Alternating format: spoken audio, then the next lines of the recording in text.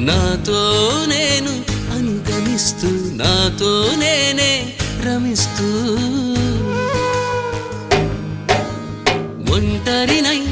అనవరతం కంటున్నాను నిరంతరం కలల్ని కథల్ని మాటల్ని పాటల్ని రంగుల్ని రంగవల్లుల్ని కావ్య కన్యల్ని ఆడపిల్లల్ని జగమంత కుటుంబం నాది ఏకాకి జీవితం